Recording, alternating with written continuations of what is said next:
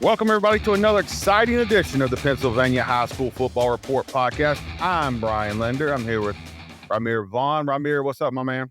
What's going on, Brian? How you doing? And Evan Wheaton, what's up, my man? Salutations. How are you? I just ignored both of them asking me how I was doing and how I am, so I can tell you guys now you know what they hear like on the podcast. And if you're longtime listeners like Josh Oswald over at Cumberland Valley, then you already knew who they were and what they sounded like. But anyway, guys, I'm doing okay. I'm trying to figure out. Got a few technical difficulties on this end, and trying to drink my my caffeine here. What's your energy drink? What are you rocking with? You're right. My favorite is the Zoa White Peach, man. That's the Rocks energy drink, sugar free. You know, but I'm still a coffee guy, man. I gas coffee like it's my job. I did order. TikTok shop had Black Friday sale, so they had the Rise energy sugar free energy drinks on sale, and I bought 120 of them. I bought 10 cases for like $11 a case because I need to be drinking energy drinks right now. Hey, we're at the tail end of the fall sports season. I think there's not enough caffeine on the face of the earth. Powering through, Evan. We'll see if my heart makes it along with it all, Rymir. So, see, the monsters I drink aren't the bad ones. Man, come on! There's no energy drink that's a good one. That's I true. guess so. Rymir, don't you drink Monster? I drink Monster. I drink Ghost. Before I drink a lot of them. I remember we had a discussion on this right here on the pod about the taste in energy drinks. Rise is probably kind of like Ghost. It's a little too sweet. Like Zoa, I think is perfect. Anyway, Rise is kind of sweet. Rise is sweet, but for the price, I couldn't beat it. So, and I drink a lot of just cold brew. Oh, you love your cold brews, man. Drink them at night, watching high school football games, just pounding cold brew at like 10 p.m. I also haven't eaten today, Evan, and I have an omelet here. 2 p.m., man. Well, I haven't eaten, and I have an omelet. My wife made. 2:11 p.m. Evan apparently, Rymir claims to be a prolific omelet maker. I'm surprised you remember that. I'm actually very passionate about omelets. That's my thing, man. I don't forget anything on this podcast, man. Like how Rymir doesn't watch TV and yeah, Rymir doesn't watch TV. I still haven't watched anything that y'all suggest. That's weird, man. Yeah. Listen, just throw our suggestions right in the can, man. YouTube and college football. Like, that's it. YouTube's got a lot. YouTube, the one fun thing about YouTube is there is a lot of stuff on there. Like I said, I watched like the predator catcher videos, which is one guy in Pennsylvania who goes out and catches guys all over Pennsylvania. You watch like Angry Video Game Nerd too. Yeah, I watched that, which he's kind of funny just because I like playing these old games that, you remember, if you get old guys, like you remember like, oh, that game was awesome when I was a kid, and then you play it again. Like, what was it? What game was terrible? What was I doing? Yeah. Graphics are horrible. I don't even know what's going on. Can't see. How old I am now? 41, man. Hey, games have come a long way. I'll get there one day. Anyway, we got football to talk about, and I wanted to say right off the rip now, we're at November the 20th, which really means that we got to start at PennLive. Obviously we're going down the stretch here for state championships. We got to start thinking about signing day because I believe that's December the 13th. And, locally we got Lex Cyrus, South Carolina, Stone Saunders to Kentucky, the Bishop McDevitt quarterback. Lex Cyrus, of course, plays for Susquehanna Township. I know State College has Michael Gall going to, I believe, Lafayette. So, of course, Sean Lee Jr., who is going to Pitt, obviously was ineligible to play this season, but still a big name here in the Mid-Penn who is going to be playing at the next level. I watched his film at Milford, too, man. He is balling out. It's, Harrisburg could have used him this year, but, I mean, they still might end up playing for a state title, right? But yeah. Hey, Jan Lewis has been handling it pretty well. So Yeah, but Sean Lee's special, man. yeah, Playing wide receiver and safety over there. yeah, I believe he's going to be playing safety at Dan and Austin Herzog's old stomping grounds, Pitt. Who else? Feels like there's a couple more kids locally who may be going somewhere. Oh, Jared Porter to Delaware, right? Yeah, he's going to be going to Delaware. Just caught up with him. If you haven't read it yet, folks, there's a nice story came out today on PennLive about Jared Porter talking about his missed season with injury, and kind of make the most of things as he shifts towards getting ready to wrestle for CD East. Dan Sostek, really good one. Got a lot of Penn State commits. They're going to be putting the pen to paper. I'll run down some of the list here, guys. Go ahead. Cameron Smith, St. Joe's Prep. Deshaun Burnett from Monty Christian. Alex Tash, who just is in the rankings from Greater Latrobe. Yeah. Your guy, Jabri Wallace-Coleman from Imhotep, Rymir stomping grounds there, all Philly area. And then across the other side of the state, you got Taki Hayes, Aliquippa, Xavier Thomas, Pittsburgh Central Catholic. You got Brady O'Hara, North Catholic. I know the rankings are big on him. I'm not sure if I'm missing anyone, right? Well, I'll say Tash, Alex Tash, Deshaun Burnett, and Cameron Smith are all linebackers. And, linebacker, those guys, all three of them are really good. I like them a lot. And Tash and Burnett are kind of bigger, solid kids. I think a lot of people early in this 2025 classes, high school career, like Anthony Saka more at St. Joe's Prep. He's a Notre Dame commit, but I actually kind of like Burnett and Tash a little bit better than him. And then you talk about running backs, Taki Hayes, who I think is kind of squatty, built a little bit like Ezekiel Elliott, and runs hard. And Jabri Wallace-Coleman, who can really hit another gear. 2 years ago, you guys saw that against Bishop McDevitt, right? When he took it to the house early in that game. It's all last year. Jabri Wallace-Coleman, I still have that memory. That's just when he had the Georgia sticker on his helmet. But he ran right on up in state final, ran down basically the whole field and saw me with the camera and decided to say hi. So it's one of my favorite high school football memories, if I'm being honest. You look at the top of this class. Right now, I'm just got 247s rankings in front of me. Andrew Olesh, who's a tight end I'm pretty excited about, 6'5", 215, is committed to Michigan. Matt Zollers, of course, who you know well, the quarterback from Missouri, is at 2, ranked over on state. And going to Missouri for spring forward. Suffered that brutal leg injury this year that kind of cost him most of his season. Yeah. Bradley Gomper's at 3, guys. Really interesting cat, 6'5", 215. Really, he made our top performers in the state at wide receiver at one point. He's a Duke commit. The interesting one, the top uncommitted kid on the board, and at times has been number 1, is Zahir Mathis out at Imhotep, who was until this week an Ohio State commit. Yeah, I remember talking with him down at Baltimore when he earned that All-America game invite at the Under Armour camp. We were talking a bit about Ohio State and what to expect there, and just this week decommitted. It's interesting, right? Like first, Gavin Sidwar had decommitted from Rutgers. Now you have Zahir Mathis decommitting from Ohio State. So we'll have to be on the watch for that guy because, what he brings to the table at defensive end is insane. Rymir, you covered TEP this year, right? Yeah, their first game of the season against. You saw him play. What did you think of Zahir Mathis?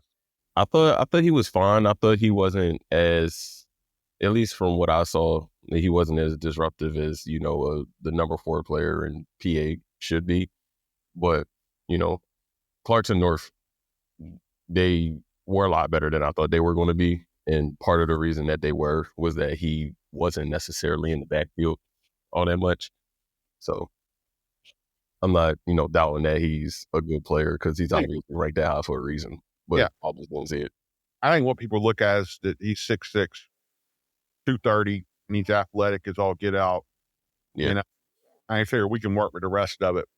He's a good kid too. We did a good story on him. I like him a lot. So Yeah, he was cool to talk to down in Baltimore. Tried to introduce myself, and he cut me off and gave me a big old bear hug. So it's funny. After that game, I talked to him a bit about, being committed to Ohio State, and I asked him, was he 100% committed?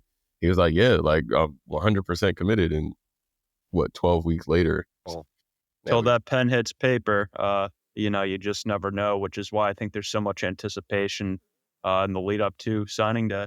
I got to send you guys a story I did on him last year. He's been through a lot of tragedy in his life. He had a lot of people around him die from cancer. That's been a real issue in his family. So he's a good kid, man. Max Roy, the defensive tackle from St. Joe's Prep's Ohio State commit. I like him a lot. He's a big 6'3", 285-pounder on the inside, man. That guy's rough, man, on the inside. He is a bowling ball.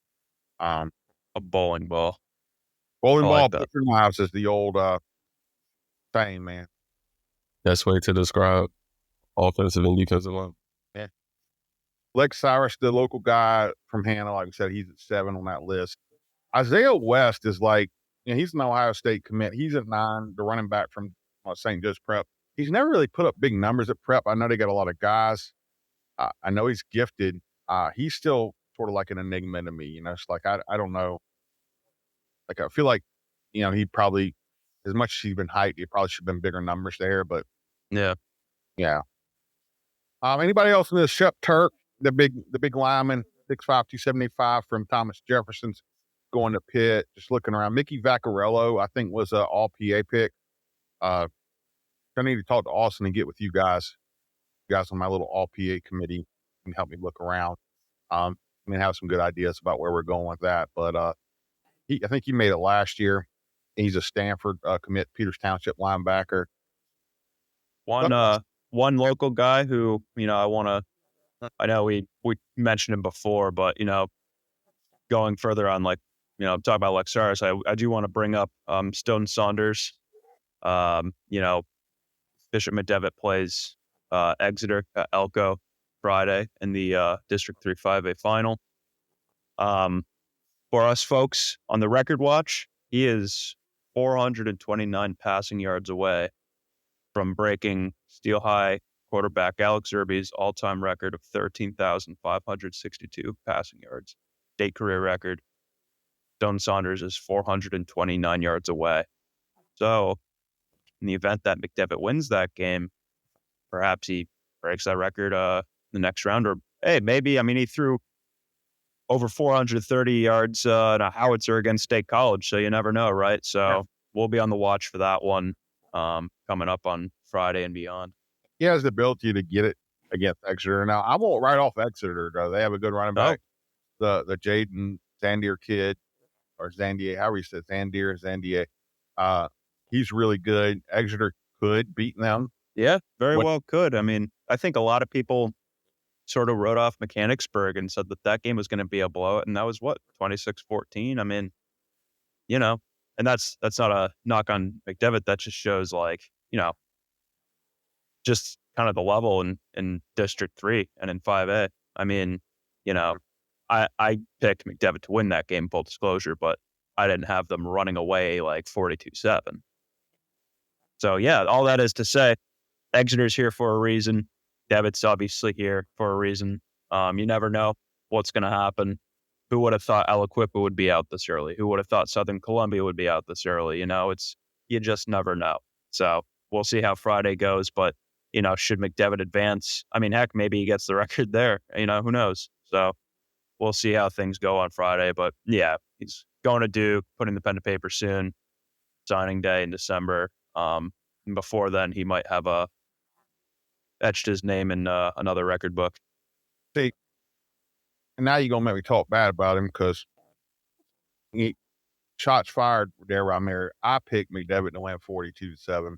And let me tell you a little something. It would have been 42-14, but old Stone threw 2 interceptions down in the red zone. One was in the end zone.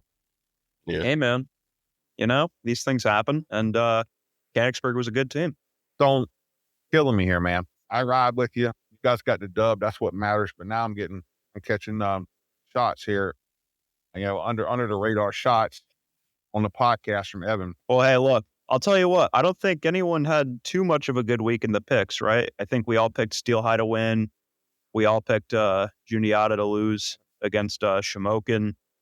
The math ain't mathing on the picks, by the way. Oh, please. No. Yeah. Listen, this is in your favor this time. Oh? So last week, the pick said you were ahead of me by like, what, 2 games? Uh-huh. Something like that. And then it says you outpicked me by like 3 games last week, and you're only up 1 game on me. How is that in my favor? My lead is shrinking, brother. But it shouldn't be. Listen to what I'm telling you. It shouldn't be. Yes. Megan says she's ahead of it. I demand a recount. I demand a recount. Listen to what I'm telling you, though. You should be up by like 5 or 6 games, but all of a sudden it says you're only up by 1. So what I'm saying is, I'll have another conversation with Eric Epler. Make sure there's no clerical errors. Rymir, I think my dude just makes up numbers like Epler does. You're like, Me? no, Epler, because Oh yeah, Epler. We haven't won. Guess appearance from Eric. catching those records, they're like, it can't, like, I swear I thought you were up like 2 games last week, and then it says you outpicked me by like 3 games, and now all of a sudden you're only up 1 game on me. How's that possible? I don't know. The committee's going to have to assemble and make sure there's no clerical errors because we need it. We're tied. That can't be possible, though. That can't be possible. You were up last week, right? I thought I was. I thought I was up by like, And one. it says you outpicked me by like 3 games last week, and now all of a sudden we're tied. Yeah, we'll have to figure this out because I'll be darned if I'll be dark. well, yeah, I'll be darned if can't get if I can't get within striking distance of All right. Yeah, the lead. look, Megan's got the spreadsheet up. Now go back to last week and see what it says his record was. I was up 1 game against you. And then it says you outpicked me by 4 games last week, but now we're tied. Yeah, I don't know. That's what I'm saying. It made the math, and this is over the course of a full season. I demand a recount. You know what I'll tell for you listeners at home? I'll never forget my first run through staff picks at PennLive. It has been a roller coaster, a total roller coaster. For all you know, you might be winning. I ate last week. I was like 15-4 a week or 2 ago. I ate. I got right back into this thing. Also, and I'm not picking on anyone here, but I do not believe that Tom DiMartini is now in 3rd place. He picked Mechanicsburg to beat McDevitt, didn't he? Like, he was talking about it. He said, I think Mechanicsburg's going to win. It's like, you're crazy. He's been saying that for months. He was saying it for months. He's saying that for months. There's no way. All right. There's no way. Yeah. We gotta have a conversation. Tom, I love Tom, but Tom has the craziest picks every week. He throws darts, man. He just puts up his picks. Yeah. It'd be like Tom Auer versus, I don't want to pick on one, but, Tom will have like a winless team and he'll pick them to win by like 4 touchdowns. Hey, everyone needs a get-back game, a get-right game. I'm talking about season long. And Megan's pulling up something ain't right here. Yeah, and Epler's in the lead. Of course. Balance is in the balance. The universe has balance. No, of course. Of course, he makes the lines. He should be in the lead. I find myself sometimes just hoping Megan will win the whole thing. Just really turn this whole staff picks on its axis there. Sometimes it's like, one day I'll wake up and be like, I really want to win this thing. And then another week or like another day, I'll be like, man, there's no hope for me. I can't even win a fantasy game. I hope Megan wins the whole thing. It just puts everyone in their place. My point is, we don't know who's winning. Might be Megan, but the math ain't mathing here. Yeah. I don't know, man. Right here. Just you wait, brother. Just you wait until you get involved next year and you're part of the chaos. Brother, Ep got some explaining to do. Who was it? Rymir's watching the fire burn from afar. For any of you people out there who are in the on the Trump bandwagon, who did he hire to audit Arizona that time? Who were we need to hire professional auditors to come in and third party auditor. We need to comb through the numbers, and you guys can see our picks on PennLive. coming up the final few weeks of the season. We are going all the way.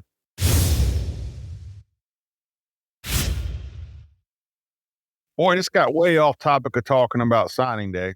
Yeah. But you know what? It all relates, right? Our staff picks and, the high school football race and the pick'ems, it all relates. Anyway, there's a bunch of good kids going to sign again. Saunders, as we were talking about, Kentucky bound, has a chance to beat Pennsylvania's. I don't think he'll get I don't think he's in line to get Alex Hervey's single season touchdown record, but he could make a run at this. I believe he needs don't quote me. I think he needs 3 more passing touchdowns too to hit 200 on his career. He's already Pennsylvania's all-time career passing touchdown leader as well. So, at the least one of the most decorated quarterbacks or accomplished quarterbacks. Got a couple one state championship too. It's been great back-to-back years. We talked about this before, Evan. You came up from where you came from, and then you got to see Alex last year break all his records and win his go-out state championship. You ended up riding around Steelton, and hey, who knows? Bishop McDevitt might make a run out of here. Games ahead, but he might get the same chance with them. Yeah, I mean, their offense has been really, really impressive lately. I caught them 2 weeks ago at Conrad Weiser when Dom Diaz-Ellis went over 1,000 yards receiving. Nazir Jones-Davis went over 1,000 yards rushing. They're firing on all cylinders right now, so they could make a run at this thing. Jonte Quick is a yard away from 1,000 at this point. They're all a sophomore. Yeah, he's going to be good. Yeah, Wechter, I think I brought this name up before, but I don't know if you got Wechter, Rymir. He compared him going into his freshman season to Brian Lamel, and Brian Lamel, I think he had a couple, state records during his playing days at McDevitt. He went on to, I believe, Villanova. Was a really, really good high school receiver and pretty solid in college too, I think. So, I mean, he's living up to it. I think Jonte Quick's a good player, man.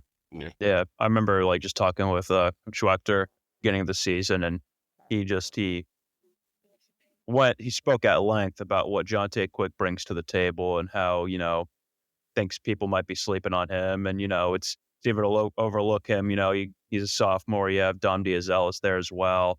A lot of people talking about graduating Rico Scott, now Alabama, Chase Regan, all these guys that, a young receiver core and this and that. But I mean, hey, they're still playing football on Friday. A lot of folks in the state aren't. So, they're doing something right. I think they're really figuring it out, coming together here down the stretch. So signing day's coming up. We'll have a lot of content. We always do it big on Penn Live going into signing day. I talked to Austin guys. I may put some statewide and local signing day look aheads up out there in the next couple of days for sure. So check that out on PennLive.com. Evan, you had a few other things you wanted to touch on this week. Well, we checked off the box of our weekly pick'em controversy. Feel like that's a hot topic of discussion every week. Got our weekly mention of Matt Zollers. And then I don't know. How about this? How about Thanksgiving? What are you guys doing for Thanksgiving real quick? Because we're getting ready by the time the next podcast comes out. Yeah, so Connecticut, we play football on Thanksgiving.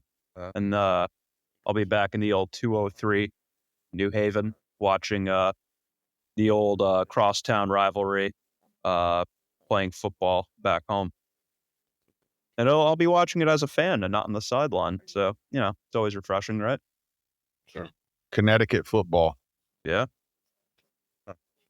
Well, good to see you guys break out on Thanksgiving. Yeah. Always nice. Two-hand touch in Connecticut. You guys play? It's crazy. Hey, man. That's crazy. We had good old Will Levis come from Connecticut. Not exactly the house, Connecticut. No, but we're good at other things like lacrosse. See, I could take shots too, Evan. You're attacking the whole state, brother. I attacked you. Will Levis puts mayo in his coffee. Yeah, he's He He'd be banned from my coffee shop. Yeah. Hey, yeah. Patrick Mahomes puts ketchup on his steak. Yeah, he'd be banned from my steakhouse. Like, People have their stuff. he don't grow up. That's what he need to do. Yeah, I usually don't. If a steak's cooked right, you don't have to put anything on it, but a little A1 here and there is not bad. We're talking about ketchup, brother. Ketchup on steak. You ever had ketchup on steak? No. I have. It's not terrible. Nah, he got. Well, I As a kid, tend to when I was a disagree. kid, I don't do it. I don't do it. That's it. I actually don't eat really ketchup. I mean, I actually don't eat. Like I said, I prefer not to have sauce on anything, but with steak, you do them right. But when I was a kid, I put ketchup on my steaks. I just like dip it in it, and it was all right. I remember it being all right. What are you guys doing for Thanksgiving? Last year we did the Popeyes turkey, but I felt like that was a little overrated. Yeah, you didn't like it, did you?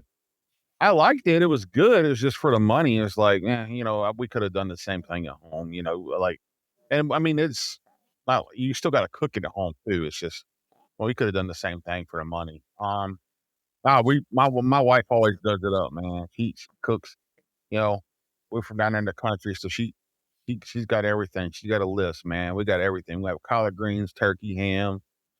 We have Thanksgiving football. NFL is always fun. We got Lions, Bears, Cowboys, Giants. That's unfortunate. And then Dolphins, Packers, which so it's not a great slate of Thanksgiving games. But I mean, but you look, you get the Cowboys and the Lions on Thanksgiving. It's just the feeling, it's the nostalgia of it all. I guess just the tradition. It almost it's almost like it's getting in the way. I mean, I don't know. They're just going to be a bunch of beatdowns in my estimation. The Tommy DeVito Cooper Rush game is not something I want to look for. Not something you want to have. Thanksgiving dinner. It's like what Matt Judon said when he was with the Patriots. He said, and I'm not saying I agree with him, but he said, mac and cheese, you don't bring that to the Thanksgiving table. Get it off the table. That's how I feel about like all three of those games. Cooper Rush versus Tommy DeVito. Get it off the table. Detroit might be the best team in the league this year. Yeah. I mean, yeah, I think I can't disagree, man. They look awesome. They're rolling. And honestly, I'm rooting for them. Why not? I mean, the Lions, that fan base has been through what they've been through during their whole existence. So, you know what? Why not? Yeah, plus your team sucks, so you got to find a new team to get on board with. Oh no, I'll always ride or die with the Patriots, but hey, it's not like they're going to the postseason. Ryan, your quarterback, asked to come out of the game because he was tired. The Colts quarterback, the Colts quarterback accounted for over 300 yards and 3 touchdowns Sunday, including the game-winning drive. Hey, Drake May is the truth. Yeah, he makes me happy. Drake May, Mitch Trubisky, same guy. Anyway, Rymir, you got any plans, man? That's just not true. Just not true. All right, Rymir, Mitch Trubisky made a Pro Bowl, so. So did Mac Jones. I watched like 8 games of Drake May, like broke down film on 8 games. He is Josh Allen and Josh Herbert. Like, oh my Lord. He's got the same golden retriever mentality, just perfect mix of Josh Allen and Josh Herbert. Here we go. He got the Josh Allen like mentality with the Justin Herbert like body and play style. Yeah. Well, hey, both of them had a lot of success in the playoffs. So, hey, I can't argue that one. So there you go, Evan. Yeah. Well, we'll see. We're on to next year. I've been on to next year since like week 2. Your boy. That's not true. Week 3. Your boy Belichick's going to be coaching the Jaguars next year. The Jaguars, you think? Well, I don't know. That's the rumor. I'm at Trent Baalke. There's always rumors.